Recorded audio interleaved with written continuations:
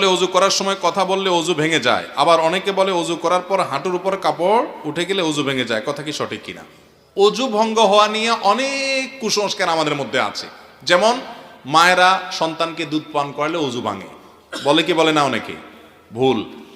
তারপরে বিড়ি সিগারেট খাইলে অজু ভাঙে, এটাও ভুল।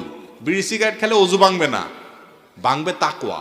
আরো বড়টা, অজু ভাঙলে তো এমন কোনো অসুবিধা ছিল না, গুনাহ হবে না। অজু ভাঙা তো গুনার কাজ না, কিন্তু তার কি ভাঙবে? তাকওয়া ভেঙে যাবে, আমল ভেঙে যাবে, গুনাহ হবে।